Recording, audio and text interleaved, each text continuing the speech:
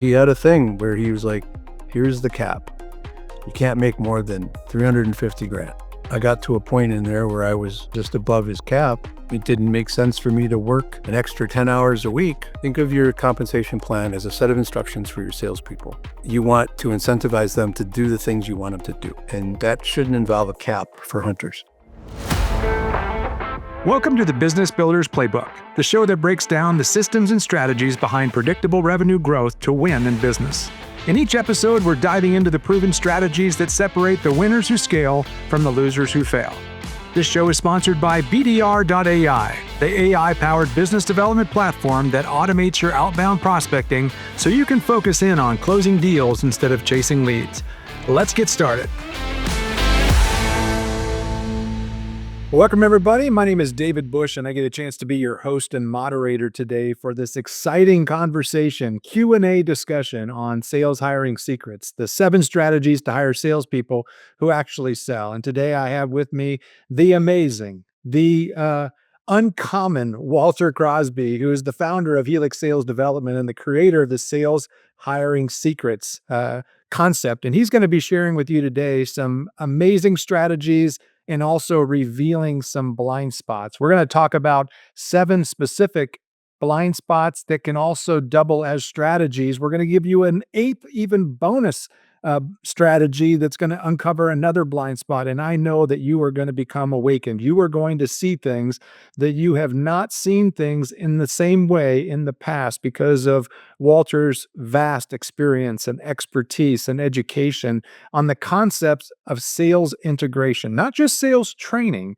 but sales integration. So, Walter, I'm so excited to jump into this topic today. And we had so much interest from people that had questions on this specific topic about how do I actually hire salespeople who actually sell versus tell me they're going to sell and tell me their goals and then underperform. So, I'm excited to get into this today.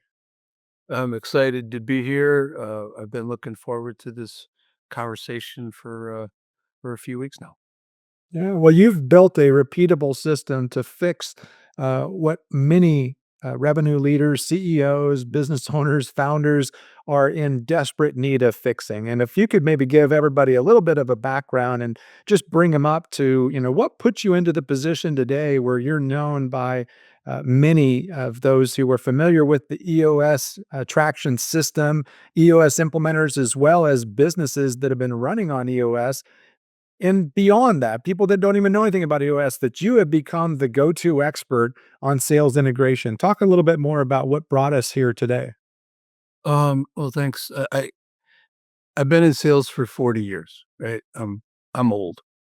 Um, and the way I like to position that is that's 40 years of making mistakes, 40 years of experience, of that where I've learned the hard way about everything when it comes to sales, the fundamentals.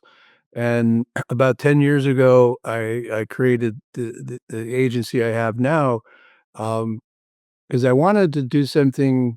Um, I wanted to elevate the sales profession. When people think about salespeople or salesperson, what's the image that pops into your head, Dave? Yeah, it's not necessarily a positive always. No, it's the loud blazer, the white shirt with the clip-on tie, and the used car lot. That hard, pushy salesperson, and I think that those people exist, and they're a blotch on the record for the rest of us that are literally trying to do the right thing. Sales is about helping people, and I think when we get that straight in our mind, we do it properly. We're looking to help people that we can help and tell people that we can't help you, and maybe be a resource for them. But, that integrity and that honesty is something that, we're trying to bring back to the profession, one salesperson at a time. So, as I was working through this my agency, I've iterated a few times from, helping manage sales teams that were smaller, that the founder just didn't have the time to focus on the crazy salespeople in his or her organization. And, the long story short, I love working with entrepreneurs. They're the heartbeat of this country. They're the ones who are driving to get better. They have some passion for what they built, um, and the ones that are working with EOS, right? Those folks are special in my mind that they've they're looking to get better. They're looking for that edge. And the model gives them structure, the model gives them language to work with. And what it does for me is that it helps me identify the group of entrepreneurs who really care about scaling, who really care about growth. And they all have similar challenges when it comes to that scaling piece. And we'll talk a little bit about some of those today. Yeah. Well, you've had experience working in 27 different organizations that were running on EOS. You've got 40 years of sales experience. You've written 2 different books on how to fix the things that are broken. And what I love about Walter's personality style is that he's a truth teller. He's a transparent guy that's going to tell you exactly what you need to hear, whether or not you want to hear it or not. So we've kind of set up this Q&A, Walter, to just tell business owners and CEOs, revenue leaders, the truth of exactly what they need to do to fix the problem that they're having with their current sellers and how to scale revenue and their company and profitability. And you have it broken down into there's 4 specific blind spots that you believe are mindset driven, and then there's 4 that are more action driven. So let's just start off with the first of the mindset focused blind spot, and talk a little bit more about what's the most pressing number one issue that our participants today that are watching live or watching a recording need to be able to uncover. I think if we start off with this, um, every sales seat, right? It's not generic. Um, and what I see often is the the business owner puts a job posting out there, and they were not really focused on what that person needs to be great at. So I think that's the first part of this is if we're not really clear about who it is we're looking for, how we know when we find them. So, the analogy that we often use is like, "Hey, we wanna go to California," um, and, we're on the East Coast. Lots of ways to get there, right? If we're gonna jump in a car, which road are we gonna take? Are we gonna take the scenic route? Are we gonna take the road that's, less traveled? Are we gonna get there as fast as possible? So we have to define that. And if it's too generic and we create a list of responsibilities and accountabilities and put that out as a job posting, um, that's the blind spot, right? Because that's what everybody does. And it's that becomes the constraint for the business owner to literally find the right person because what we're looking to do is identify what they need to be great at so that when we write a job posting, we tell them, "You need to be great at hunting. You need to be great at selling value and differentiating," right? We need to give them the 2 or 3 things that they must be great at to be successful. And if that's gonna be hard, tell them, right? Salespeople that are competent love a challenge, right? They wanna know, "Hey, I'm a hunter, I can sell value." They will help self-identify and bring themself into to the role and they're looking for something that is a good fit for their skills. So you're doing a couple of things at the same time if we make this shift. And the shift isn't rating the job posting, although that's the outcome. The shift is thinking about what they need to be great at. There was a security organization I worked with for a while, and when we started with, I'm like, "Okay, what's the sales role?" And the president was like, "What are you talking about? They're gonna sell our product line."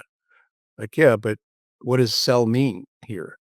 And an hour later, he discovered that he had hunting role or what he called business development, new logos. And then he had a different role that was what we called an account manager, where they have, "Here's 10 accounts. You need to touch them on a regular basis, and you need to go grab more share of their wallet. You need to grow this and maintain those relationships." And then we had, a bit of a farmer role where here's 5 accounts, don't screw them up. We've had them for 30 years. They love us. Just nurture them, be super supportive, right? Those are 3 different roles, 3 different skill sets. So if we don't stop and think about what they need to be great at, then we're gonna get a bunch of hodgepodge applying for the role. We don't have the criteria to select people because we're not really sure what we want. And you might need all 3. You might need 2. You might be interviewing and you might find somebody that would be a great account manager, but you don't have that role open right now because you're looking for the hunting role. Okay. Shoot, we're always gonna be recruiting. So you hold on to that person and you nurture that person as time goes on. But when we're not clear about what that looks like, we're never gonna be successful in finding the the right rep because we're not clear on the criteria. So, if this show is resonating with you and you're ready to take action because you want to scale your business faster, smarter, with more AI and technology and less labor, check out BDR.ai. We help entrepreneurs and executive sales leaders to automate the grind of prospecting so you can focus your time on closing deals and growing revenue where you should be spending your time.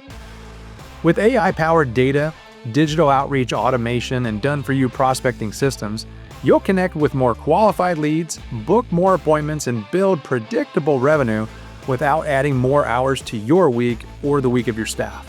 Visit BDR today and discover how our AI Prospect Finder and digital BDR agents can help you to build your pipeline and your profits. Visit BDR.ai, where business builders learn how to automate and scale their playbook. And you have a strategy that you use with your organizations you partner with, and that is before they even get to the job posting, they're writing a one-sentence answer that gets very clear on what is the thing that this rep must be great at, that you cannot teach them in the next 90 days.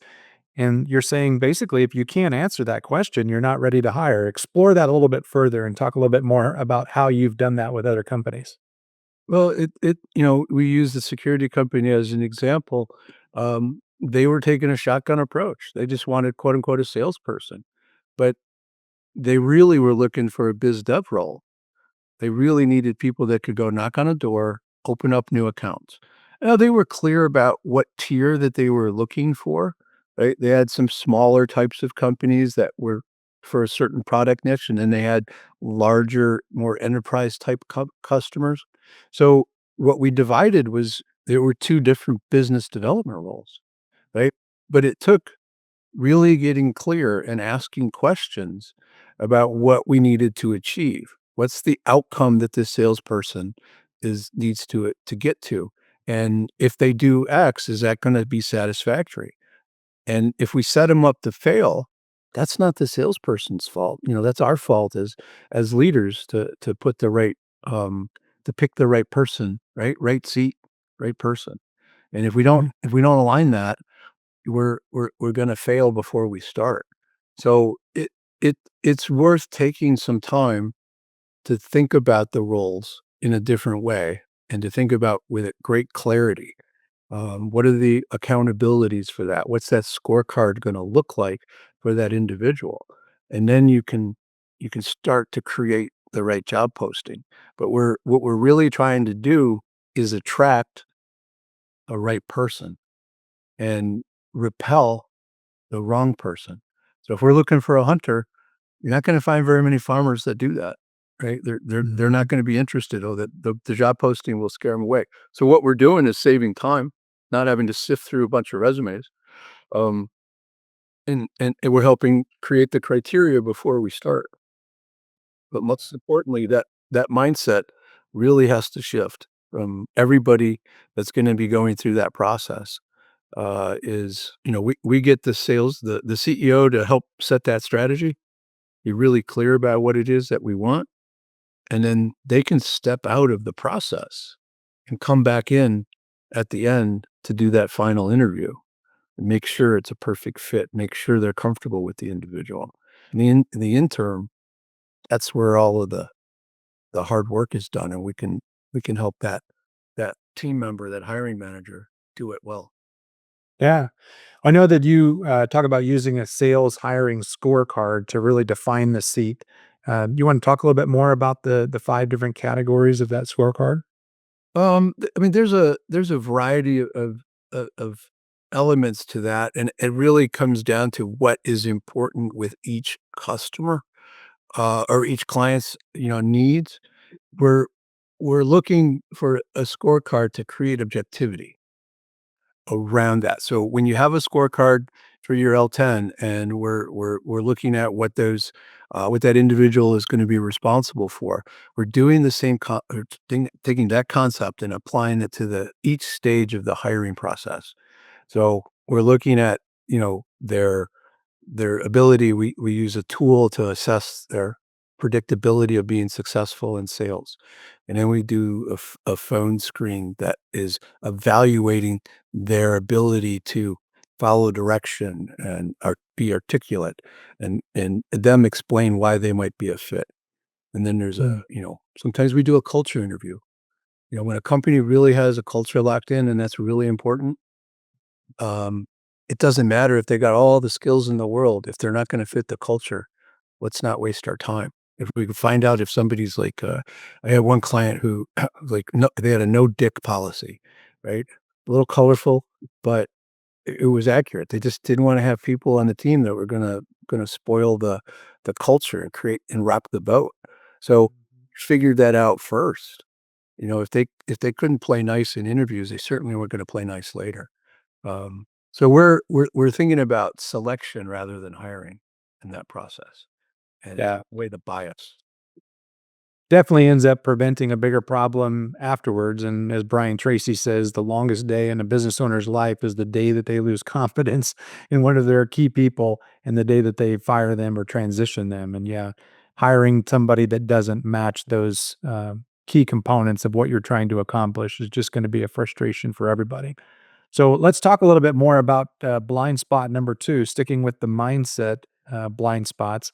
The industry experience trap. I think all of us would like to go out there and find somebody with industry experience so we don't have to train them on some of that. But you've often said that there's a trap involved with that. Yeah, so everybody wants industry experience, and sometimes that's because we're lazy and we think that then since they know our industry, we won't have to train them. So there's a couple elements here. Are they retread? If you look at their resume and they've been in your industry for 20 years, and they've been with 5 different companies, maybe 6. That's a problem in a sales world, right? Are they just working and sticking around for a while and somebody didn't wasn't willing to fire them when they should have, right? So they just keep moving from company to company. That's a problem. But I think, if we really want to nail the industry experience trap, it's them knowing your industry isn't as important as them knowing your buyer. So if your buyer is a facilities manager or your buyer is a CFO, it doesn't matter, right, which level they're at. But if they know that buyer and they know how they think and they know what concerns them and they know their day-to-day worries, they know their dreams and their doubts, right? And they know the language that that buyer uses. And maybe they have a Rolodex full of those buyers, right? Because they come from an adjacent industry. Right? Not necessarily a competitor, direct competitor of yours, but, a facilities director might be buying cameras and security equipment, and they might be buying, windows. They might be buying, services. So if we have a similar sales cycle that is an adjacent industry where there's some complexity to it that matches your complexity, that is much more important than them having industry experience. Because with you should be able to help this new candidate in a couple of days understand the big questions that they need to ask the buyers and understand how you position your product with those buyers. If you can't do that in a couple of days, you probably need to rethink that explanation because that first 90 days isn't about um, product knowledge because we don't want our people going out pitching.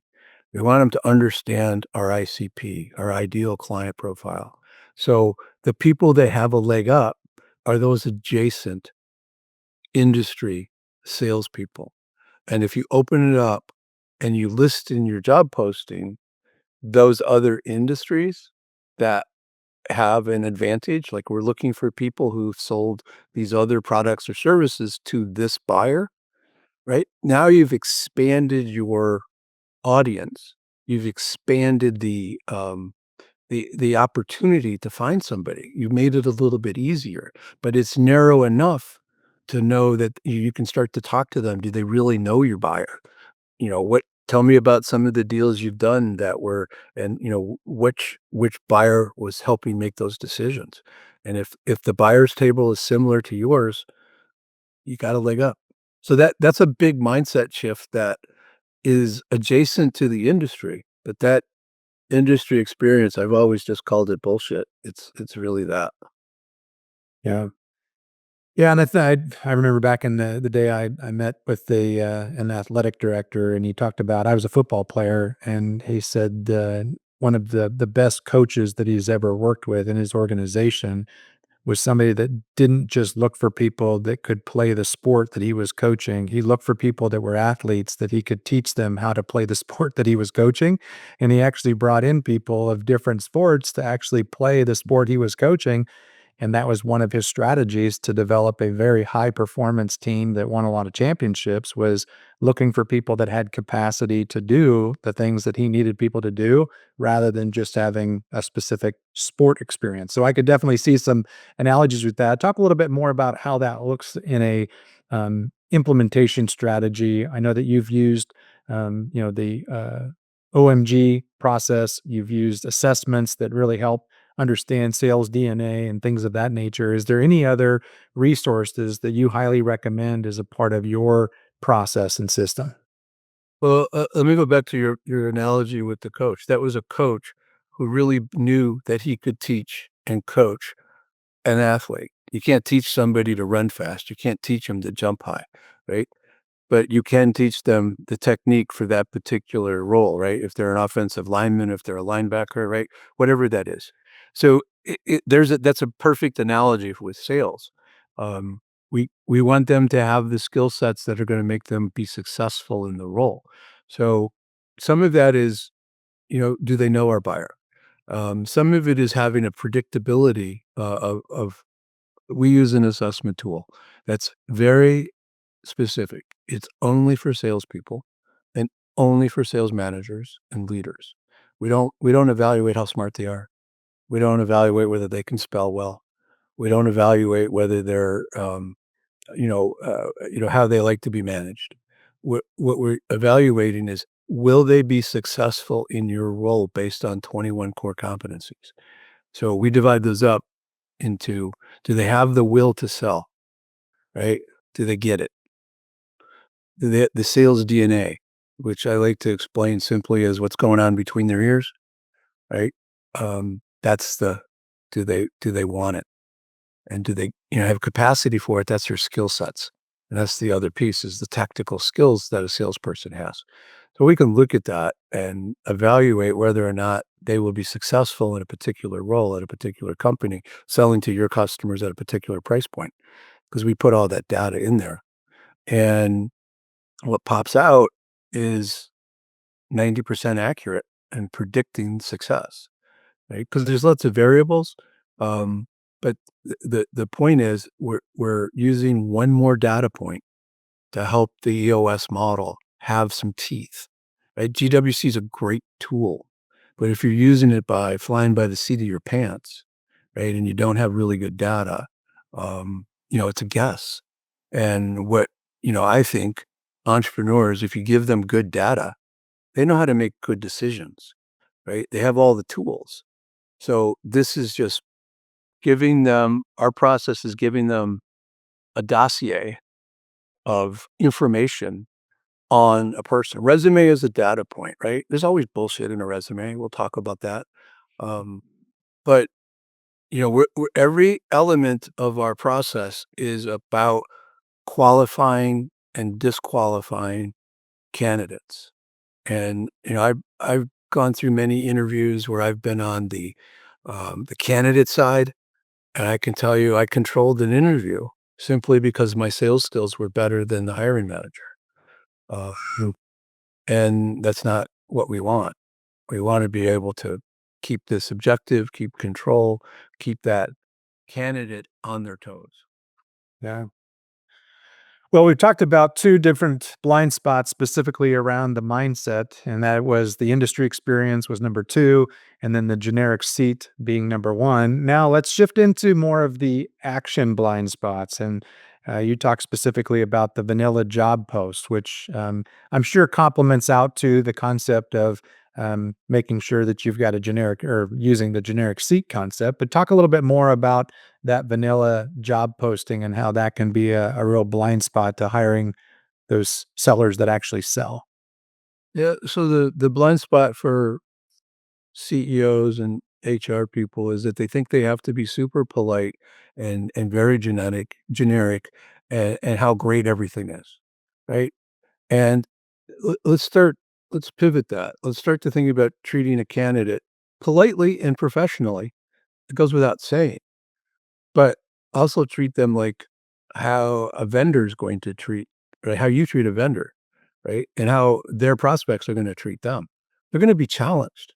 We want to see how they stand up against a little pressure. We want to understand, can they articulate their points? Can they back up what they say? So the job posting, when they're vanilla, it's just that list of accountabilities, that list of responsibilities that mean nothing, right? They just see, "Oh, that's an interesting company. I understand that industry. I will apply." Right? But what I'm recommending is sort of this Shackleton style ad, right? Shackleton was the guy that discovered Antarctica, and he had like a 3-line post, and I don't have it memorized, but basically, uh, incredibly dangerous voyage. We're looking for brave guys. You may not come back, but if you do, huge glory, right? He was incredibly honest about what was about to happen if they got on his ship. And he wasn't wrong. It was a perilous journey. So let's be honest about how difficult this role is, that most people can't do it, that we really need somebody that has the chutzpah to do it, whatever that is. Let's describe reality and not hyperbole, but be honest and and stop selling in the job posting, right? There's a time for selling. It's not at the beginning. Let's be honest Mm. about what we're really getting into, and that's sort of an action idea there. There's a bit of a mindset shift, but you actually write a different style ad. Yeah. Yeah, I love that. And I just looked it up really quick. Then it's Shackleton said, men wanted for hazardous journey, low wages, bitter cold, long hours of complete darkness, safe return doubtful, honor and recognition, inventive success. They, according to legend, more than 5,000 men and three sporty girls applied. So he had a pretty good return on interest in regards to that particular opportunity. But I love the creativity strategy around that, and it's not just being creative; it is being honest and transparent. So, anything else you want to share on the actual application of building out that job template? Yeah, there's a framework there that we get into, but it's sharing the difficulty, which is what Shackleton did. Being specific about the skills, because he implied that if you weren't a strong sailor and you weren't willing to tolerate some stuff, you weren't going to be successful. And what's your buyer environment like?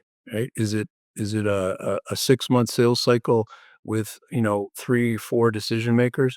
You want to help them understand what that really looks like. And what's the on-target earnings? Think about compensation in terms of if they're successful, what are they gonna earn, right? In the variable comp plan, there's a base and there's some commissions or a bonus, you know, capture it in that on target earnings capacity and use this filter. And this is part where people get frustrated or get scared. Um, if this isn't for you, let's not waste our time. Mhm. It's Well, let's move on to the second action specific blind spot number 4, which is the resume lie. And I like the word believe, and the word beliefs has the word lie right in the middle of it. And so we oftentimes can get led to believe something that's factual and truthful when there's actually a story behind it. So, talk a little bit more about how to uncover blind spot number 4 in the resume lie. Well, let me tell you a quick story. I graduated from the University of Michigan, and one of my friends from college got a good um, HR job from a big bank. I won't mention the bank. Um, and we were kids, and we were graduated from the University of Michigan, so she had this bias. Any resume that came across her desk that had the Notre Dame on the resume, she filed it in the circular file and threw it away. And I'm like, "Esther, you can't do that." Like, it's a good school. Like, yeah, once Saturday a year, we didn't really care for them, but it's a quality school, great education. You're throwing away really good candidates. Well, part of my filter. So you have that where people have a bias, that's negative, but you also have a bias the opposite way. "Oh, they went to the same school as me, so they gotta be smart, they gotta be great," right? So in the resume, there's these blind spots that are just this natural bias that we have. And there's lots of biases, we won't get into all of them, but some of them can be really, negative as far as how we evaluate and filter. But the idea that there's lies in a resume, absolutely. And we're looking at sales resumes. So there's definitely some bullshit in the resume. I'll give you an example. As a young guy had been in sales for 5 years, and he had a list of accomplishments in there, and I said, I don't remember his name, but it's like, "Dave, like, I see you've got some great accomplishments on your resume. Congratulations. And this one here is interesting. You're the number one salesperson in the Midwest for 3 years running. That's awesome. Tell me about the Midwest region." Well, it's pretty competitive, blah, blah, blah, blah, blah. I'm like, "Yeah, how many salespeople in the Midwest region?" Well, you got me. I was the only one in the Midwest region. And You know, he admitted what he did. He used some creativity there, but he admitted it. So, yeah, okay, you kinda BSing your way through, but I give him credit in that interview for being honest. "You got me," is what he said. "I'm the only one." Like, "Okay, fair enough. How did you rate with the rest of the company?" He goes, "Oh, I was number 3." "Oh, out of how many?" "Well, I was number 3 out of 12." Like, "Oh, so why didn't you just say you're in the top, 20% of that?" Like, that there would have been nothing wrong with that. 'Cause, yeah, you're right, it probably would've been better. So, that's a one example of something that was there to impress, but it wasn't honest, right? So we can question somebody's integrity there depending upon how they try to defend it or if they get upset. I give him credit for admitting being honest about his lie. Um, but there's other lies in there, and there's a lot of things in a resume that talk about behaviors and activities, but not about outcomes. Yeah, Mm, I implemented, a new CRM. Okay, terrific. So what? Right? If you can say "so what" to their claim, then they didn't give you an outcome that matters, because in sales, it's the beautiful part of sales. What'd you sell? yeah, What's the number? Did you hit the number that we wanted you to hit? Did you hit the revenue target? Did you hit whatever target it was? So if their resume is full of fluff and, prose that describes things that they did, but not really, benefits for the company, it's just hyperbole. I don't know if yeah. you that, not always an outright lie, but fabrication. Yeah. The good salesperson is always asking questions skillfully and listening carefully, and the sales leader needs to be following suit with that and asking questions like, "Walk me through the specific deal you're the most proud of from that year, and what was the buyer situation, and who else was involved, and what did you do that someone else wouldn't have done, and how did you separate yourself from the others?" So, asking those clarifying questions puts that particular potential candidate into a position where they have to defend their claims. And I love that strategy, very tactical. Anything else you want to add into blind spot number four, the resume line? No, I mean, you nailed those other questions. It's really defining what they put on paper if it really mattered. That's and so go when you look at a resume, you should have a red pen in your hand. And when you're done, it should be the term paper of the guy who was failing class. That's what it should look like. It should be marked all up, circles, question marks, right? And, when we did interviews, when we're sitting across the table from somebody, they could see all of the red marks on the resume. It's harder to pull off these days because 'cause we're doing what we're doing right now, but the principle stays the same. Be prepared. Be prepared with some structured questions about understanding what the lies are and really look to disqualify a candidate politely, professionally. Don't be a dick. I love that. And we've gotten through halfway through the blind spots. So we talked about the two mindset blind spots, which was the generic seat and getting to more of a specific seat that you're trying to fill, and the industry experience trap. Those were the first two. And then the second or the third one was the vanilla job post. And that was more of an action strategy, get more specific and tell people the truth about what the opportunity and the reward is for joining your organization. And then the resume lie. Make sure that you're asking those clarifying questions. So I don't see any questions coming in through the chat. So let's continue on and do another action blind spot, and that's the 30-minute verdict. And I'm assuming that this has to do with the evidence demands a verdict, and we should be able to come up with something fairly quickly. Well, it has to do I hear it a lot where a founder who sat in the sales seat, um, that understands sales, um, I can tell if a candidate is worthy in the first 30 minutes by asking them a couple of questions. And I'm gonna push back on that. I don't care who says it. Um, I think we need to be better prepared, and this ties in with the last, blind spot.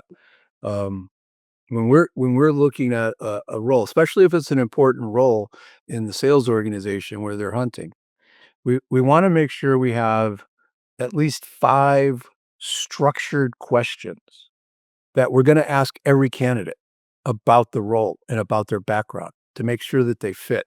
And why the same? Right? I mean, there's gonna be nuance, right? You might drop in and ask an additional question, but if we're not measuring the same answers against the same scorecard, then you were not going to have objective data to look at. So, decide on the questions that are most meaningful to you, and we help a client structure those. We've got 50, 60, questions that, sort of standard that we can work from. Um, and then you wanna make sure that those questions are about the role, and then you're digging into how they learn, you're digging into what they do to learn. How do they get better, right? Because these are nuances that are important as you start to understand, like, this person has the skills, but they're pretty, conditionally compliant. Right? They're gonna wanna do things their way, or they're gonna be a lone wolf, and that may not fit your culture, it may not fit your team. So you wanna understand and ask some questions about how they structure deals, how they go about qualifying. And if they can't articulate the points that they're looking for to selling value, or how they find urgency, or they uncover a compelling reason for somebody, if they can't articulate those points, then they're not really using a system, or they haven't been trained well, or they're just winging it. And that necessarily isn't a disqualifier, but we wanna be able to compare apples to apples, right? And Yeah. there'll be plenty of room for that subjectivity, right? The guy showed up on time. The guy was dressed professionally. She was very, clear about her questions of us. Like whatever those are, you have room for subjectivity, but you want to structure this to have the that um, objectivity with data as opposed to uh, I'll just fly by the seat of my pants, and then you Mhm. realize you're wearing assless chaps and it's going to hurt. I love there's only one thing that people do predictably, it's that they act unpredictable, right? That's an old E-Myth quote. I do think that there is a part of our just reactive model is that, structure isn't always comfortable, but your strategy about, replacing gut feel with a structured interview process that asks the same questions to every candidate, you use the same scoring rubric, the same evaluators. Now this interview becomes evidence collection against just um, ideas and just a vibe check. I love how you strategized around that. Yeah, it's there's a parallel with how we sell, right? We should have a sales process. We should have a sales methodology, right? Well, we're just doing the same thing in reverse with a candidate, right? We're following a process. We're following a cadence. We're being consistent. Um, and as soon as we see something that we can't overcome with that candidate, we can be done. It's the right Mhm. thing to do. I think that's another mindset issue that is always there. It's okay to have somebody not be a fit. It's way better to do it in the interview process than to hire them and find out 6 months, 12 months, 18 months later. The worst case scenario is you hire somebody and about 90 days in, you're like, "Oh, crap, we made a mistake." And then they don't fire them for 18 months, right? Really, really, really bad. Happens all the time. Yeah. The oftentimes the evidence on the back end of a sales team member that's not actually selling is directly correlated back to the beginning phases of how you attracted them, recruited them, hired them, or interviewed them. And I think that you're really making that clear. So let's go back into a mindset specific blind spot and shift into blind spot number 6. And this is the capped top performer. Talk a little bit more about how that mindset shift needs to happen. Yeah, it's really a challenge for some business owners to pay a salesperson well. Some business owners, not all, some really resent writing large commission checks to salespeople. Um, and maybe that's because their comp plan is wrong. Maybe that it's too generous. Maybe it's because they have a problem just paying their salespeople really well, right? So top performers, when I say that, I mean the A players, and the data has been great. It's been consistent for 30 years. 6% of all salespeople are what we consider elite, right? A players, top, right? They're always performers. And then there's 14% of all salespeople that are good, some really good, right? They're performers, that B plus A minus player, right? You want them on your team. They're the guys that get on base. They're the guys that, maybe not hitting home runs all the time, but they're integral part of your team. And then you got another 20% that are above average, depending upon how we define average. The rest, you just run. You don't want them anywhere near your team, right? They're just awful. They're the salespeople that because there's such a low bar, they become a salesperson because they don't know what else to do. So we wanna look for those top performers, and those top performers wanna earn. They're motivated by money. They might be motivated because they wanna be part of something bigger than them. They wanna be able to help a particular marketplace, whatever that is, but they wanna earn. So we wanna look at a compensation plan very early to make sure that it's palatable for the company, that we're not killing our margins and we're being fair to the company as well as being fair to the salesperson. If a salesperson is making $1 million a year and they're bringing in $200 million of revenue, and there's a 30% margin, I don't know how many times we want to do that, right? If with those people, with those salespeople. Maybe we wanna duplicate that. So, we wanna make sure that's fair, it's structured properly, the payout is right. But I see sometimes where there's a cap, like, well, they can't make more than $250,000, right? That's just the limit. And I work for a guy, he was a great guy, super smart, taught me a lot about the construction industry and about how to structure deals. But he had a thing where he was like, "Here's the cap. You can't make more than 350 grand." And, you know, I got to a point in there where I was just above his cap and, it didn't make sense for me to work an extra 10 hours a week, right? I lowered my handicap, um, for golf that summer because I had reached my cap. I couldn't earn any more money. So, he called me on it. I said, "Look, your compensation plan is a set of instructions for us. So you've told me that I can go work on my handicap, right? Because I can't, the return on investment isn't there." And he tried to convince me otherwise, and he couldn't, and I couldn't convince him that his instructions were faulty, right? I would have worked hard to get to $500,000 if it was possible. So, think of it, I think if you take nothing away, think of your compensation plan as a set of instructions for your salespeople. And you want to incentivize them to do the things you want them to do. And that shouldn't involve a cap for hunters. Mhm. And my brother has a great story when he's running his direct mail business. He had a W-2 top salesperson that earned $3 million. I think it was $3.2 million in commission, and his personal income that he took home from the company was $3 million. So the top salesperson earned more than the guy that took all the risks, provided all the capital, put all the nights, holidays, and weekends into it.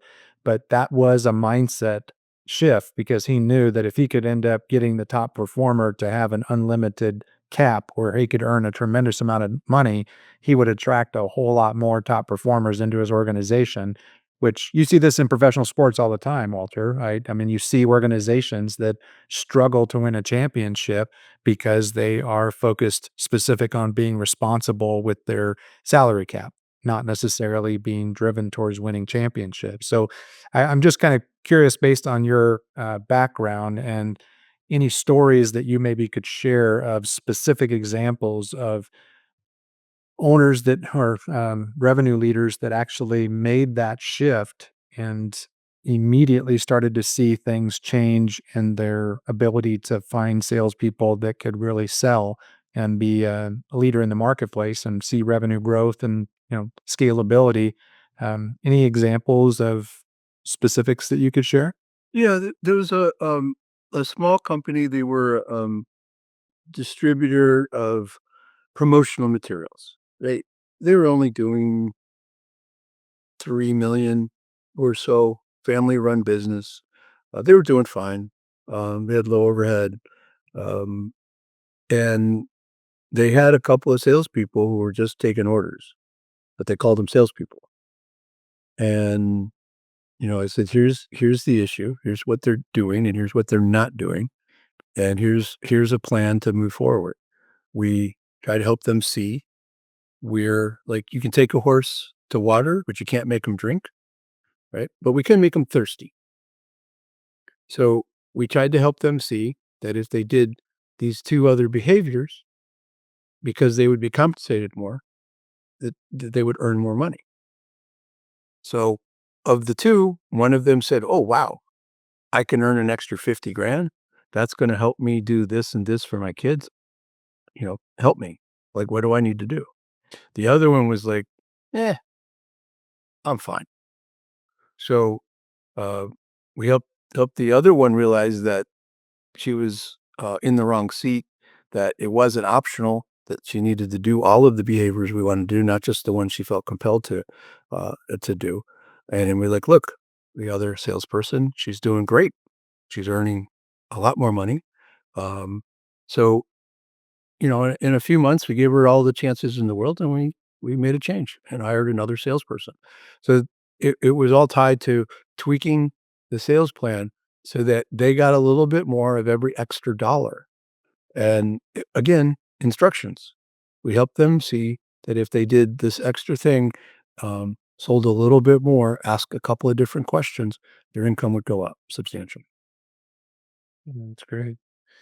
Well, we're moving into blind spot number 7, and this is another mindset specific blind spot. And then we've got a bonus eighth strategy, eighth blind spot that we're going to talk about as we close up here today. But we're going to talk a little bit more about the autonomy excuse. So, talk a little bit more about the blind spot that you see with sales leaders, revenue leaders, and CEOs, and how they have gotten into this autonomy excuse that's led them down a path of decreasing revenue, decreasing sales. So they think of sales as a little differently than they do their other departments, right? Accounting has to balance their books. Operations have to have a certain percentage of being on time and quality.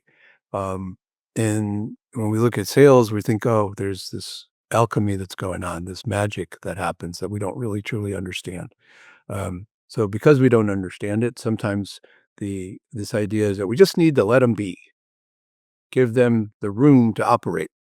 Um, and that's a significant mistake. It's a blind spot, that not everybody has, but it's I see it often, and it's worth talking about because even the ones who do things well, they give salespeople a little too much latitude, right? I don't think we should be punching a clock and, like, if you decide to go home at 3 o'clock on a Friday, that's not the end of the world if you've made your numbers.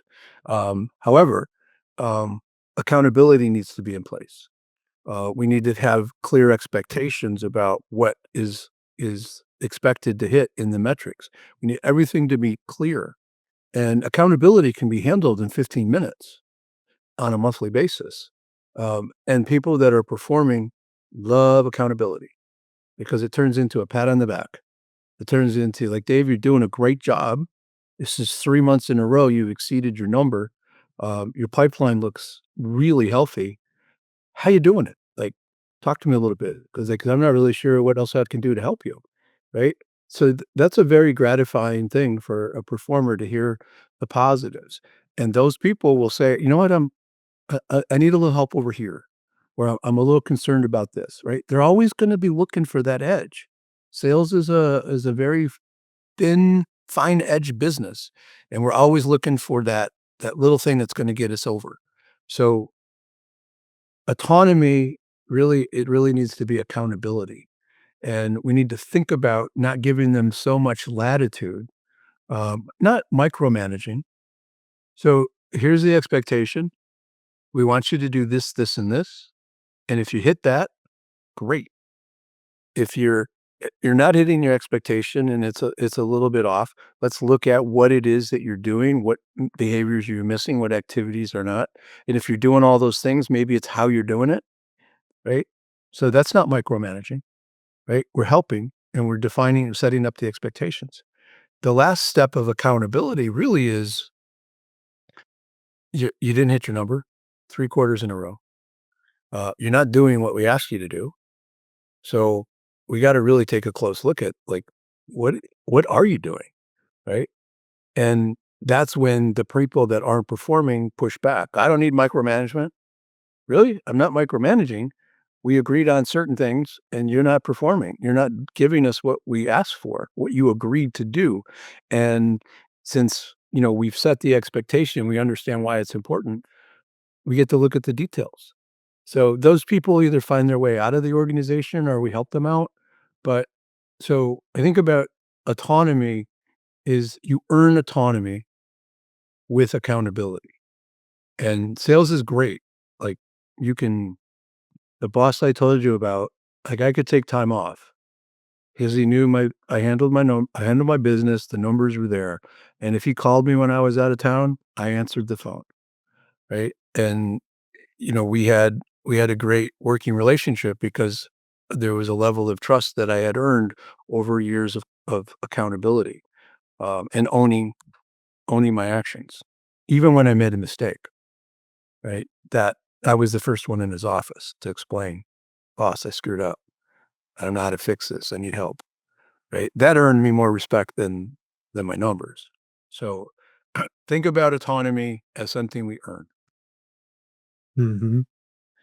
Yeah, I remember, interviewing a leader that talked about, charting out their actual, sales team. Actually, the entire organization was charted out, and on the horizontal axis was capacity and, ability or skill, and then on the y-axis, the vertical axis was, how well they were performing.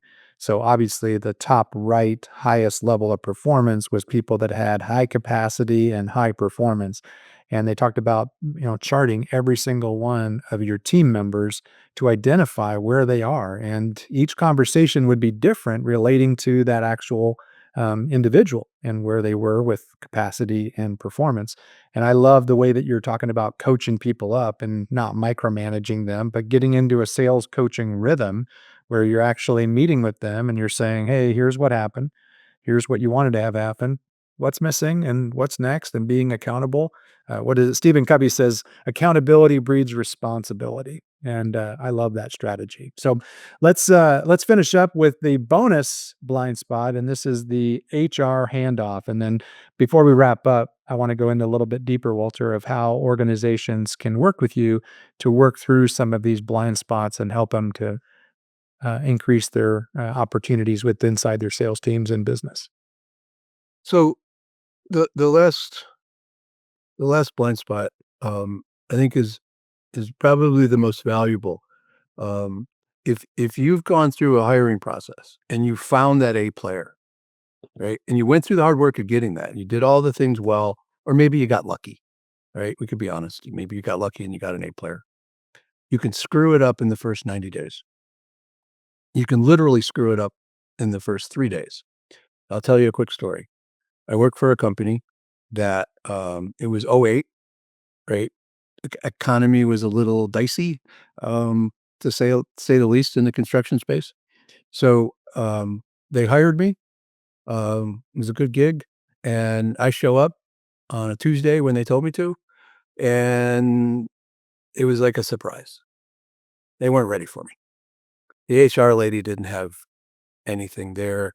I literally sat in a conference room for an hour, um, unattended, unsupervised, right? I was walking around, like, looking for the coffee pot, like, nobody was there.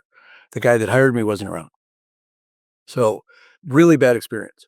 And then once I did get through that first day, nobody asked me to lunch. Nobody really gave me any structure. At the end of the day, the VP came in and said, "Hey, here's 3 books. Why don't you read these for the next couple of days, and then we'll reconvene on Friday. I've got a couple of things I got to do this week." Blah blah blah. I started looking at the books, and they were like engineering textbooks. I'm a sales guy. I'm not an engineer. Math isn't my strong suit. I don't care about electrical formulas and electrical um, components. Um, so day 3, I walk in, drop the books on his desk, and said, "Hey, his name wasn't Bob, but we'll call him Bob. Bob, I think we made a mistake." He said, "What are you talking about?" I'm like, "If I got to learn this crap to be able to sell that crap, then we're not in alignment. We made a mistake. So what do we need to do to get me out on the street to go sell?" So I needed a job, right? There wasn't a lot of them available.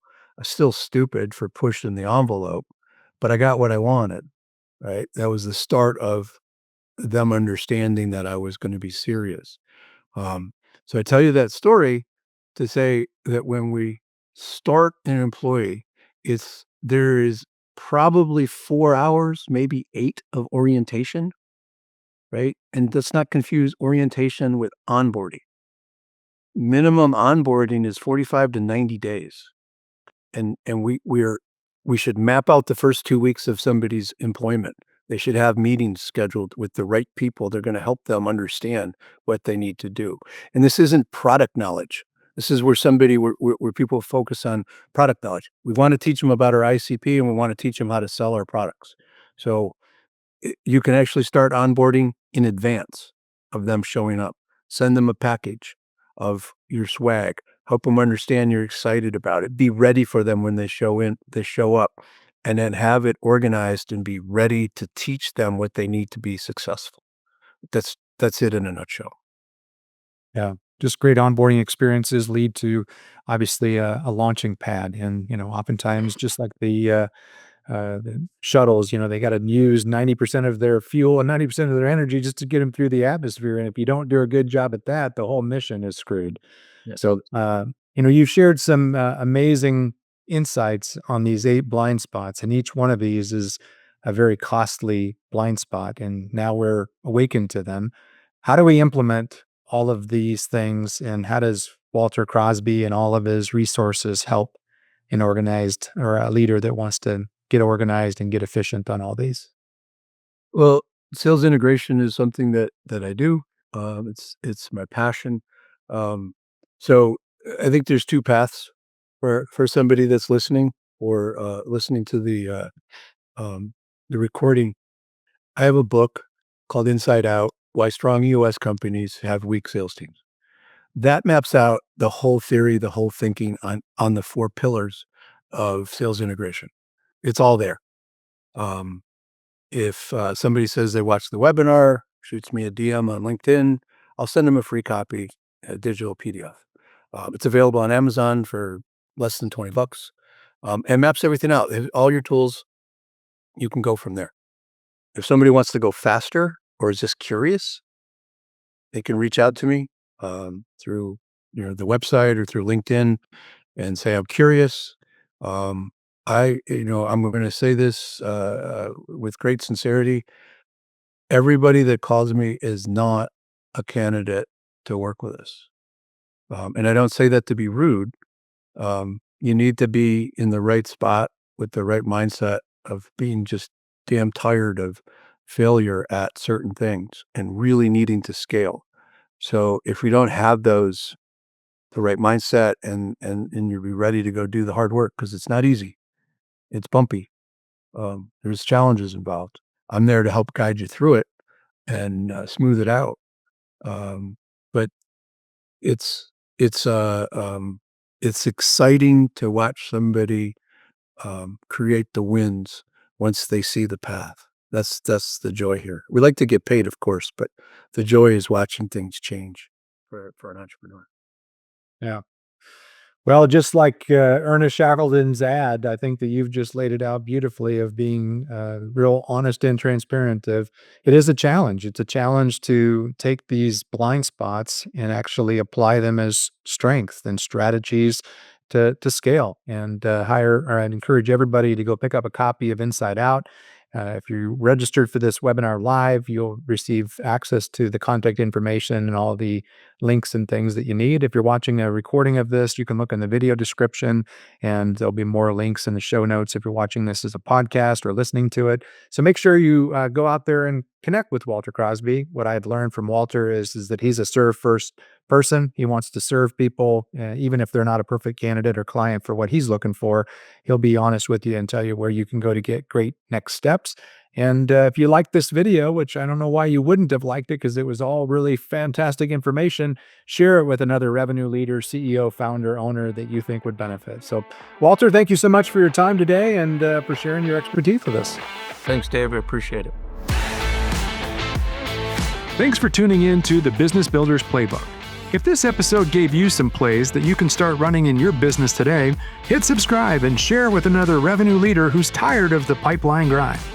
Building predictable revenue isn't something you figure out alone. Whether you're looking to automate your prospecting with BDR.ai, or you just want to talk through the growth challenges you're facing, reach out. We help business leaders just like you to build systems that actually scale. And if you're ready to stop being your company's highest paid prospector, let's have a conversation. Reach out to us at BDR.ai. Until next time, let's keep building.